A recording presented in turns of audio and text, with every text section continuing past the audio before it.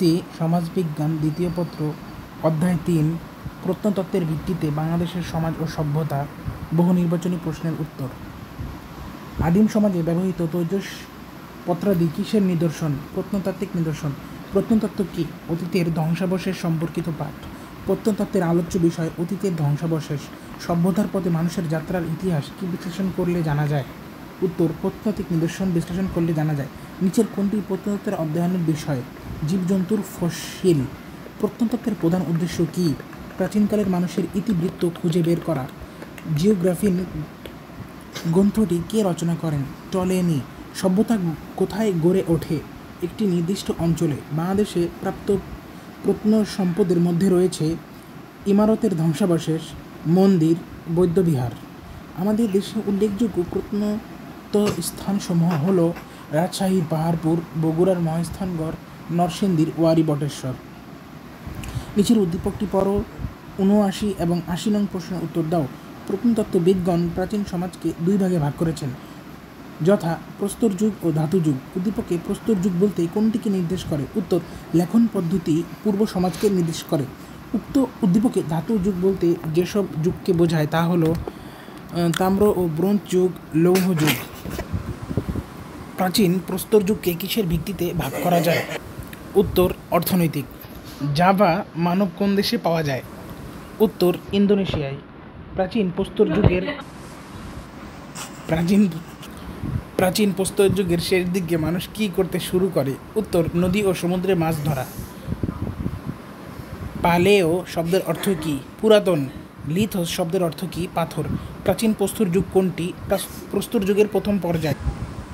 শেষ পর্যায়ের মানুষেরা গুহাচিত্রে কিসের ব্যবহার করত? উত্তর, রঙের। উচ্চ প্রাচীন প্রস্তর যুগের মানুষ তীর ধনুকের ব্যবহার শিখেছিল, কৃষিকাজের ব্যবহার শিখেছিল। যেসব যুগের মানুষের কোনো ব্যক্তিগত সম্পত্তি ছিল না? প্রাচীন প্রস্তর যুগ ও মধ্য প্রস্তর যুগ। উদ্দীপকটি পড়ো এবং ৯০-৯১ নং প্রশ্ন উত্তর দাও। সুমনা একটি জাদুঘরে বেড়াতে গিয়ে একটি প্রাচীন ছবি দেখতে পায়। ছবিটি আদিম মানুষের হাতে তৈরি তীর ধনুক রয়েছে। এছাড়া এই মানুষগুলো আবার গুহার দেয়ালে ছবি আঁকছে। উদ্দীপকে সুমনার দেখা ছবিতে কোন প্রত্নতাত্ত্বিক যুগের বৈশিষ্ট্য লক্ষ্য করা যায়? প্রাচীন প্রস্তর যুগ। সুমনার অভিজ্ঞতা প্রমাণ করে সভ্যতার অগ্রগতি পরিমাপযোগ্য এবং উন্নত প্রযুক্তিই হচ্ছে সভ্যতা। সর্বপ্রথম পাথর ঘষে আগুন আবিষ্কার করে কোন ধরনের মানুষ? উত্তর, ক্রো-ম্যাগনন। কোন যুগ লিখন পূর্ব মানব সমাজের সাথে সম্পর্কিত? উত্তর, পাথরের যুগ। খাদ্য সংগ্রহ অর্থনীতি আলোচনা করলে কোন যুগের চিত্র ভেসে ওঠে? উত্তর, প্রাচীন প্রস্তর যুগ। প্রাচীন প্রস্তর যুগের আবিষ্কার কোনটি? আগুন। ক্ল্যানের সম্পত্তি কাদের ছিল? সব মানুষের সাধারণ সম্পত্তি। প্রাচীন প্রস্তর যুগের মানুষেরা চিত্রশিল্পে কাদের ছবি অঙ্কন করত না? মানুষের। প্রাচীন প্রস্তর যুগে চিত্রকর্মগুলো সংরক্ষিত রয়েছে অস্ট্রেলিয়ার ভিয়েনায়। নবপ্রস্তর যুগের বৈশিষ্ট্য হল পর্যাপ্ত খাদ্য উৎপাদন ব্যবস্থা, আগুনের বহুমুখী ব্যবহার, বিনিময় প্রথার উদ্ভব। প্রাচীন প্রস্তর যুগের প্রাথমিক পর্যায়ের মানুষগুলো যেসব দিক থেকে নিম্নমানের ছিল? বুদ্ধি, মেধা এবং দক্ষতায়। নিচের উদ্দীপকটি পড়ো। ১০১ এবং ১০২ নং প্রশ্নের উত্তর দাও। রাউফুল ইসলাম একটি বই পড়ে জানতে পারেন একসময় তার দেশের মানুষ খাদ্যের জন্য সম্পূর্ণরূপে প্রকৃতির উপর নির্ভরশীল ছিল। প্রকৃতি থেকে মানুষ খাদ্য আহরণ করত, তারা ফলমূল ও সবজি ভোজী ছিল। রাউফুল ইসলাম বইটি পড়ে এ ধরনের আরও বই কেনার প্রতি আগ্রহী হয়ে ওঠে। রাউফুল ইসলাম পঠিত বইটিতে যে যুগের প্রতিচ্ছবি প্রকাশিত হয়, ওই যুগের মানুষ কীভাবে বসবাস করত? দলবদ্ধ হয়ে বসবাস করত। এ ধরনের সংস্কৃতির যুগে ব্যক্তিগত সম্পত্তির ধারণা বিদ্যমান ছিল না। মানুষেরা ছিল যাযাবর প্রকৃতির। সমাজ বিবর্তনে দীর্ঘতম যুগ কোনটি? নবপলীয়। নব্যপ্রস্তর যুগ বা নবপলীয় যুগের সূচনা হয় ৭০০০ অব্দে। যে সময় পশুপালন অর্থনীতির উদ্ভব ঘটে সে সময়টি কোন যুগের? নব্যপ্রস্তর যুগের। নব্যপ্রস্তর যুগের শেষ ধাপ কোনটি? উত্তর, নব্যপ্রস্তর যুগ। প্রস্তর যুগের শেষ ধাপ কোনটি? উত্তর, নব্যপ্রস্তর যুগ। নব্যপ্রস্তর যুগের সূচনা হয় কত খ্রিস্টপূর্ব ৭০০০ অব্দে। নব্যপ্রস্তর যুগকে নবপলীয় বিপ্লব বলা হয় কারণ এই যুগে মানুষের খাদ্যের অনিশ্চয়তা দূর হয়, মানুষ আগুনের বহুমুখী ব্যবহার শেখে, যাতায়াত ব্যবস্থা উন্নত হয়। নবপ্রস্তর যুগে মানুষের বিচরণ ক্ষেত্র ছিল সমগ্র এশিয়া এবং ইউরোপ। নব্যপ্রস্তর যুগে নারীরা সাধারণত কাজ করত সন্তান উৎপাদন ও লালন পালন, শস্য উৎপাদন ও সংরক্ষণ, মাটির পাত্র তৈরি এবং গৃহস্থলীর কাজ। অর্থাৎ ১, ২ এবং ৩। নিচের উদ্দীপকটি পড়ো। ১১১ এবং ১১২ নং প্রশ্ন উত্তর দাও। মিতুল তার বন্ধুরা মিতুল ও তার বন্ধুরা বান্দরবন বেড়াতে গিয়ে এমন একটি জনগোষ্ঠীর খোঁজ পায় যারা মাত্র কয়েক বছর আগে শিকারী জীবন পরিত্যাগ করে খাদ্য উৎপাদন করতে শিখেছে। এরপর দ্রুতই বদলে যায় তাদের জীবনধারা ও সংস্কৃতি। স্থায়ী বসবাস, উৎপাদিত পণ্যের আদান প্রদান এবং অবসর সময় যথার্থ ব্যবহার করে তারা সমাজে বৈপ্লবিক পরিবর্তনের সূচনা করে। উদ্দীপকের জনগোষ্ঠীর জীবনধারার সাথে কোন প্রত্নতাত্ত্বিক যুগের সাদৃশ্য রয়েছে? উত্তর নব্যপ্রস্তর। উদ্দীপকে বর্ণিত সমাজে বৈপ্লবিক পরিবর্তনের মূল নিয়ামক কোনটি? কৃষির সূচনা। নিচের উদ্দীপকটি পড়ো। 113 এবং 114 নং প্রশ্নের উত্তর দাও। যোগাযোগ ব্যবস্থার উন্নতির মূলে চাকার গুরুত্বপূর্ণ অবদান রয়েছে, যা পৃথিবীতে একটি নির্দিষ্ট যুগে উদ্ভাবিত হয়। শুধু যোগাযোগ ব্যবস্থার উন্নয়নই নয়, ব্যবসা বাণিজ্য প্রসারেও এটি গুরুত্বপূর্ণ ভূমিকা পালন করেছে। উদ্দীপকে চাকার আবির্ভাব কোন যুগকে নির্দেশ করে? উত্তর নব্যপ্রস্তর যুগ। উদ্দীপকের যুগটির বৈশিষ্ট্য হল আগুনের ব্যবহার এবং খাদ্য উৎপাদন, অর্থনীতির উদ্ভব, অর্থাৎ 2 ও 3। উদ্দীপকটি পড়ো। 115 এবং 116 নং প্রশ্ন উত্তর দাও। আদিম জনগোষ্ঠী শিকারী জীবন পরিত্যাগ করে খাদ্য উৎপাদন করতে শেখে। এভাবে তাদের জীবনযাত্রায় আসে পরিবর্তন। স্থায়ী বসবাস করতে শিখে। উৎপাদিত দ্রব্যের ক্রয় বিক্রয় শুরু হয়, এমনকি অবসর সময়ের ব্যবহার শুরু হয়। উদ্দীপকে কোন সমাজের উল্লেখ রয়েছে? নব্যপ্রস্তর। উদ্দীপকের আলোকেই বলা যায় উৎপাদন উপকরণ সমাজ পরিবর্তন করতে পারে, হাতিয়ারের পরিবর্তন জীবনযাপন উন্নত করে এবং উদ্বৃত্ত সময় অবসরের সুযোগ তৈরি করে। শ্রমবিভাগের প্রথা কোন আমলে চালু হয়? নব্যপ্রস্তর যুগে। আগুনের আবিষ্কার কোন যুগে হয়? নব্যপ্রস্তর।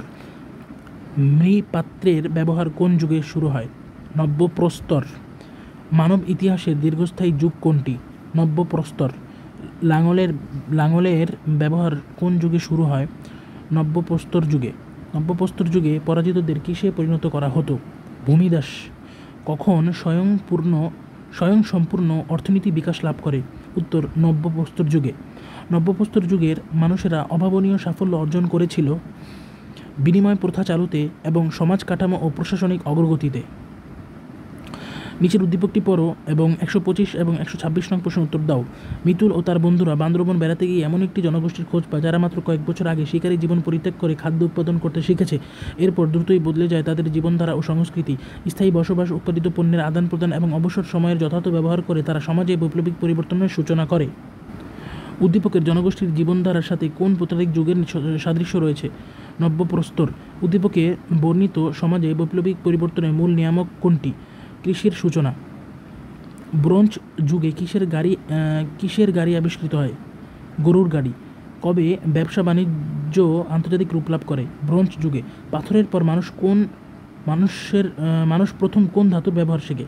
অর্থাৎ পাথরের পর মানুষ প্রথম কোন ধাতুর ব্যবহার শেখে? উত্তর তামা। তামার ব্যবহার কৃষিকাজকে সহজ করার কারণ কি? তামার তৈরি কৃষিযন্ত্র।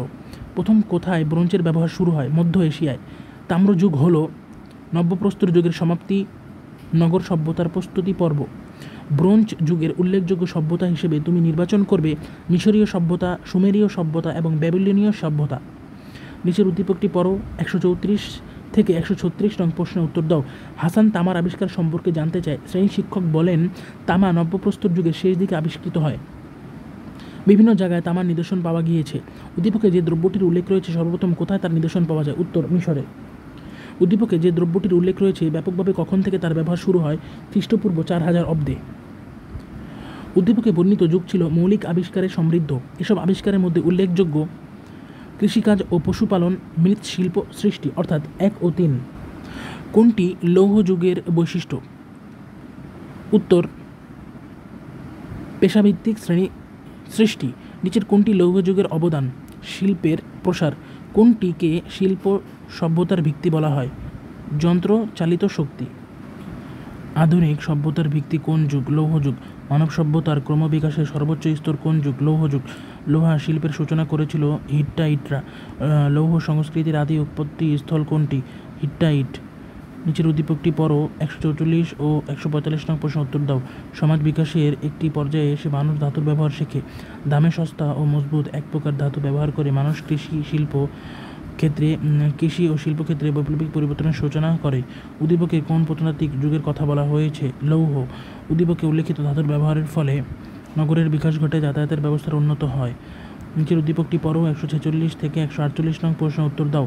নাদিয়া মানব সভ্যতার ক্রমবিকাশের সর্বোচ্চ স্তর সম্পর্কে জানতে চায়। শ্রেণী শিক্ষক এ সম্পর্কে তাকে বিস্তারিত বুঝিয়ে দেয়। উদ্দীপকে যে সভ্যতার উল্লেখ রয়েছে সেই সভ্যতার ক্রমবিকাশের সর্বোচ্চ স্তর কোনটি? লৌহ যুগ। খ্রিস্টপূর্ব 1100 অব্দে উদ্দীপকে ইঙ্গিতকৃত যুগের সূচনা ঘটে যেসব অঞ্চলে? উত্তর ইউরোপের দানিউব অঞ্চল, ক্রিট দ্বীপ এবং গ্রিস। উদ্দীপকে ইঙ্গিতকৃত যুগের প্রাচীন সভ্যতা বলতে বোঝায় ফিনিশীয় সভ্যতা, গ্রিক সভ্যতা এবং রোমানীয় ও চীন সভ্যতা। পাহাড়পুরে আবিষ্কৃত বেশিরভাগই মুদ্রা 1600 শতাব্দীর। নিচের কোনটি ময়নামতির প্রত্ন নিদর্শন? কুটিলা মুরা। পাহাড়পুরের প্রধান ধ্বংসাবশেষ নিদর্শন কোনটি? গন্ধেশ্বরের মন্দির। শালবন বিহারে ছাত্রদের থাকার জন্য কতটি কক্ষ পাওয়া যায়? 115টি। ময়নামতিতে আবিষ্কৃত মুদ্রাগুলো কিসের তৈরি ছিল? স্বর্ণ ও রৌপ্য। লক্ষিন্দরের মেধ কোন সম্প্রদায়ের কেন্দ্র উপাসনালয় ছিল? বৌদ্ধ। শালবন বিহার কোথায় অবস্থিত? ময়নামতিতে। শালবন বিহার কোন প্রত্নতাত্ত্বিক স্থানের নিদর্শন? ময়নামতি। কোন আমলে পাহাড়পুরের সোমপুর বিহার নির্মাণ করা হয়? পাল আমলে। পাহাড়পুর বিহারে কত সালে একটি তাম্রফলক পাওয়া যায়? 448 থেকে 479 খ্রিস্টাব্দ। কোনটি পাহাড়পুরে প্রাপ্ত নিদর্শন? সোমপুর বিহার। কুমিল্লা জেলা শহর থেকে ময়নামতির অবস্থান কত মাইল পশ্চিমে? 5 মাইল পশ্চিমে। বৃহৎ স্নানাগার প্রাচীন কোন নগরের কথা স্মরণ করিয়ে দেয়? মহেঞ্জোদারো।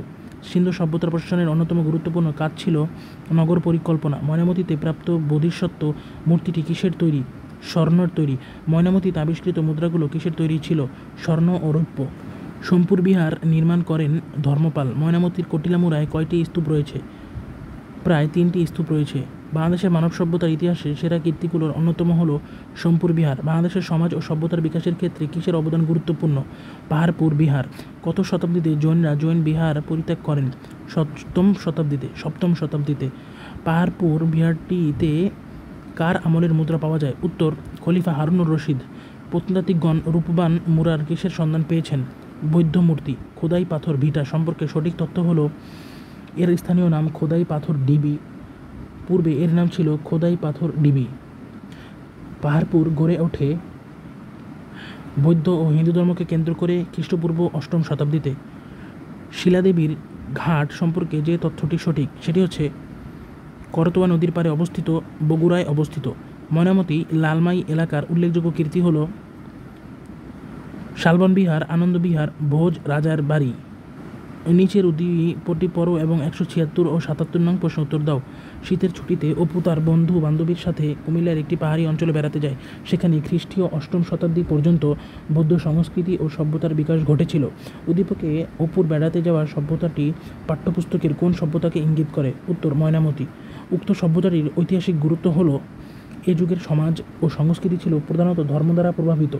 ধ্বংসাবশেষ এই মন্দির ও বিহারই বেশি ছিল। স্থানীয় নৃপতিরা মন্দির তৈরিতে অবদান রেখেছিল। সিন্ধু সভ্যতার সড়ক, বাতি, রাস্তাঘাটের বৈশিষ্ট্য প্রমাণ করে এখানে ছিল পর্যাপ্ত নাগরিক সুবিধা। সিন্ধু সভ্যতার উচ্চ শ্রেণীর অন্তর্ভুক্ত ছিল কারণ পুরোহিত, চিকিৎসক ও বণিক। সিন্ধু সভ্যতার প্রশাসনিক ব্যবস্থা কী ধরনের ছিল? উত্তর কেন্দ্রমুখী। সিন্ধু সভ্যতার সড়কবাতি, রাস্তাঘাটের বৈশিষ্ট্য প্রমাণ করে এখানে ছিল পর্যাপ্ত নাগরিক সুবিধা। সিন্ধু সভ্যতা সমাজ ব্যবস্থা কেমন ছিল? শ্রেণী বিভক্ত। মহেঞ্জোদারো সভ্যতার ধ্বংসাবশেষ আবিষ্কৃত হয় সিন্ধু প্রদেশের লারকানা জেলায়, বাংলাদেশের রাজশাহী জেলায়। সিন্ধু অঞ্চলে প্রাপ্ত যেসব মূর্তি তাদের ধর্মবিশ্বাসের পরিচয় নির্ধারণ করে সেগুলো হলো শিব মূর্তি এবং দুর্গা মূর্তি। সিন্ধু সভ্যতার শিল্পকর্ম হলো ছবি সংবলিত সিলমোহর, কারুকার্য খচিত মৃৎপাত্র, পোড়ামাটির খেলনা। নিচের উদ্দীপকটি পড়ো। 186 এবং 87 নং প্রশ্ন উত্তর দাও। রিয়াদ সাহেব উপমহাদেশের একটি নগরে বেড়াতে গিয়ে দেখলেন সেখানকার রাস্তাগুলো বেশ প্রশস্ত, ভবনগুলো পুরানো শক্ত ইটের তৈরি। সেখানে পরিবেশসম্মত গোসলখানা ও প্রণালী ব্যবস্থা এবং নির্দিষ্ট ব্যবস্থানের ল্যাম্প পোস্টের ব্যবস্থা রয়েছে। সেখানে বড় বড় প্রাসাদের পাশাপাশি মাঝারি ও ছোট আকারের আবাসিক ভবনও বিদ্যমান আছে। উদ্দীপকে রিয়াদ সাহেবের বর্ণিত শহরটি কোন সভ্যতার নিদর্শনকে ইঙ্গিত করে? উত্তর সিন্ধু। উদ্দীপকের শহরটির বড় প্রাসাদ ও ছোট বড় ভবনগুলো প্রমাণ করে যে নগরটি সেটা হচ্ছে পৌরসভার অস্তিত্ব ছিল, প্রশাসন ব্যবস্থা ছিল, সামাজিক স্তরবিন্যাস ছিল।